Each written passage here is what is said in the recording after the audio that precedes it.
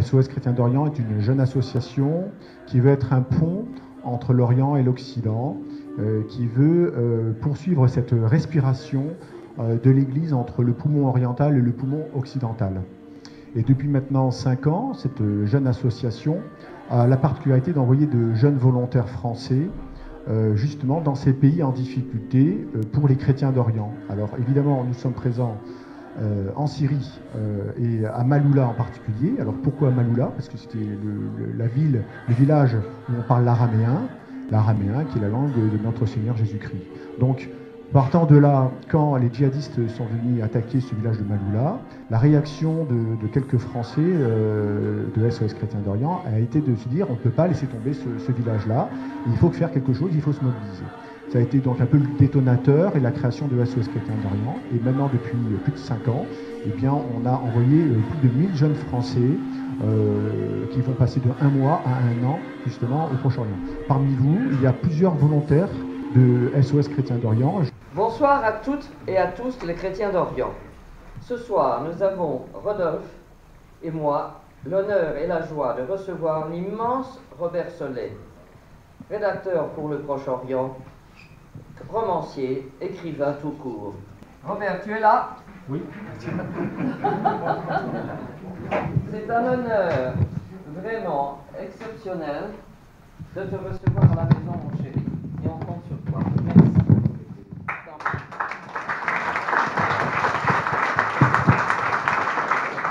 Merci infiniment, Evelyne, de cet accueil. Alors, je vais vous parler d'Égypte, le pays où nous avons des ancêtres et d'où je viens. Dans un de mes romans, Le Tarbouch, il y a un personnage un peu spécial. Le Tarbouch, c'est une saga familiale. C'est l'histoire d'une famille en Égypte, une famille chrétienne en Égypte. Et il y a un personnage un peu toqué qui s'appelle Edmond et qui a une obsession. Il est obsédé par l'accroissement de la population égyptienne. Et comme il ne fait aucune confiance aux chiffres officiels, il a décidé de compter lui-même chaque année la population égyptienne. Alors il se poste sur l'un des principaux ponts du Caire et il compte les passants. Bon. On s'est aperçu qu'Edmond n'était pas si fou que ça finalement, parce que cette question démographique est aujourd'hui centrale en Égypte. En Égypte, en 1900, au tout début du XXe siècle, l'Égypte comptait 10 millions d'habitants.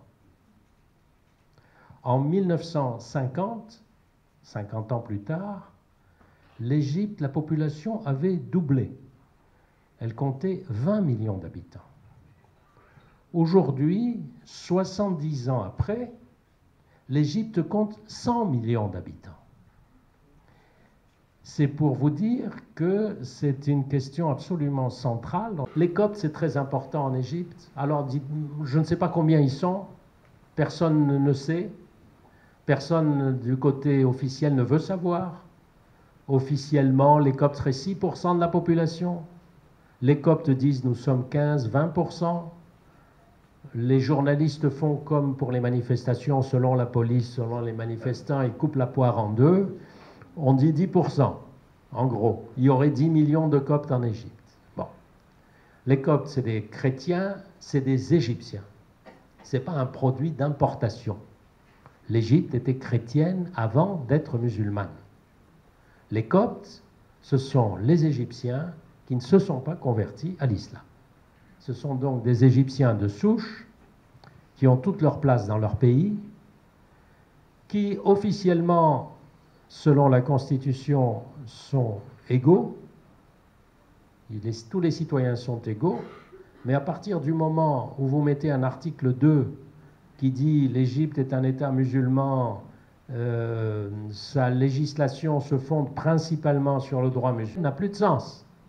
Quand on dit les Coptes, c'est la grande église copte dite orthodoxe, et à côté, vous avez une petite église copte catholique qui doit faire 200 000 fidèles à peu près, je parle comme ça de mémoire, et de petites églises, toutes petites protestantes. Mais quand on dit les Coptes, c'est la grande église copte orthodoxe qui a son pape, son pape, qui est séparé de Rome depuis le concile de Chalcédoine en 461, ce concile qui a affirmé la double nature du Christ, humaine et divine. On a accusé les Coptes pendant des siècles d'être schismatiques, de ne reconnaître que la nature divine du Christ. C'était en réalité des raisons politiques. Les Coptes disent le Christ a une nature, je parle sous votre contrôle, à la fois humaine et divine. Le problème est réglé depuis longtemps, en réalité, et on n'en est plus là. Les catholiques ne considèrent plus les Coptes comme des schismatiques. Les Coptes ont connu leur âge d'or entre les deux guerres. Ce sont des Coptes qui ont participé avec des musulmans au mouvement d'indépendance de l'Égypte. Il y a même eu un Copte Premier ministre avant, le grand-père de Boutros Ghali, qui a été premier secrétaire général, enfin qui a été secrétaire général de l'ONU, qui est malheureusement décédé, un homme charmant. Les Coptes appartiennent à toutes les couches sociales. Les plus pauvres des pauvres sont Coptes. Ce sont ceux que sœur Emmanuelle, ces chiffonniers qu'elle aidait, notamment, mais vous les trouvez aussi en Moyenne-Égypte, ailleurs. Et vous avez des Coptes ultra riches, parmi les plus riches aussi. Donc les Coptes appartiennent à toutes les couches de la société.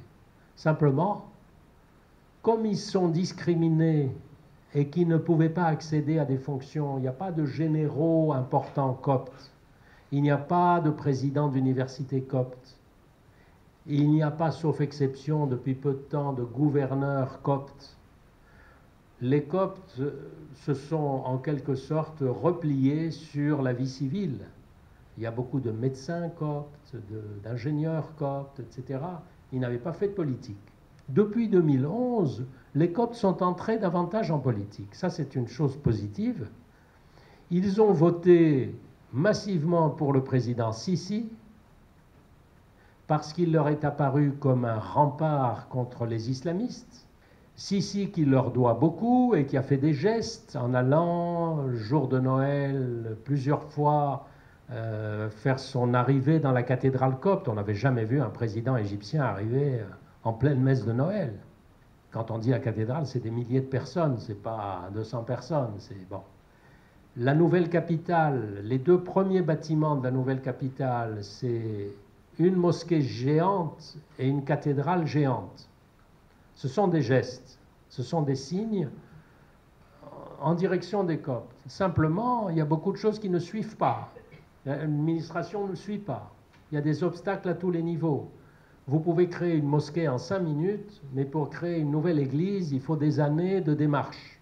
Et en plus, les Coptes sont menacés par des extrémistes qui s'attaquent à ces gens vulnérables et pacifiques.